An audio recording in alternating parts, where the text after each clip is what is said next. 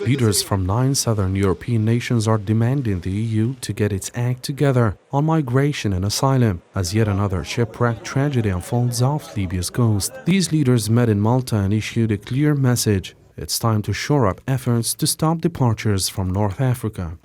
The joint statement from the meeting insists that the EU must up its game. They want stronger surveillance of Europe's external borders to prevent people from setting sail, and they are determined to dismantle the human trafficking networks that exploit desperate migrants. Tackling these flows is a priority for governments across our continent.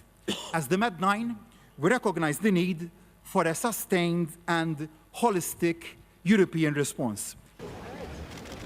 The leaders are also emphasizing the need to focus on returning individuals who don't qualify for asylum, all while creating organized and legal pathways for migration. It's a balancing act that they believe is longer overdue. And at the end of the day, the need to determine on our own terms who enters the European Union, because this is about us as sovereign states, but also members of our European family exercising what is a right that we can simply not outsource to smugglers, because this is exactly what we are currently doing. It is smugglers who decide who gets to enter the European Union, and this must change.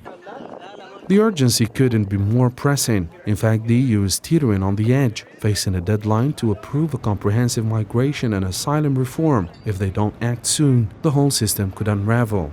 To put things into perspective, under the current rules, the country where asylum seekers first land is responsible for their shelter and processing. Frontline nations like Italy have been crying foul, saying it's an unfair burden. But despite unveiling a new EU pact 3 years ago, progress has been painfully slow. Italy, of course, together with Malta and other first-landing nations, is one of the nations that today suffers the most from strong migratory pressure.